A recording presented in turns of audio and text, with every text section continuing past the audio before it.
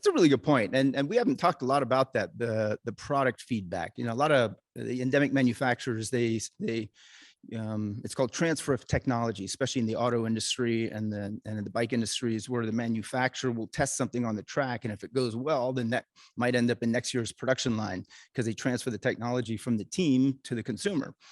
So Randy, TLD, you're another endemic brand. I'm assuming same thing. And thank you so much for letting us use your facilities here today. This is great. Yeah, no problem.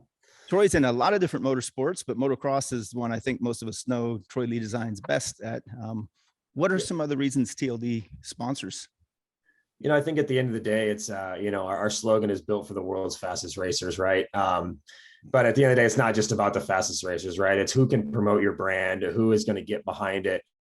I think it's people want to feel like they're a part of something, right? And I think that's what we're trying to do at TLD is, find these athletes, find these influencers, whoever they may be, and bring them in and let them feel like they're a part of the brand. Once I think someone starts feeling like they're a part of it, right, they're so much more willing to go out and promote that brand for you, right?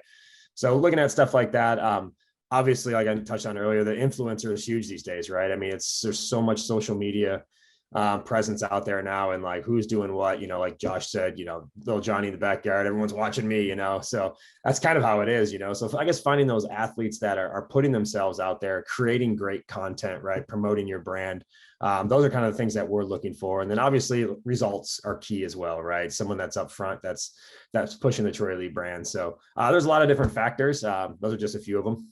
Yeah, it's true. When someone's up front, they're obviously naturally in the media and they're getting a lot of the publicity. But when they're not up front, perhaps they can make that media themselves.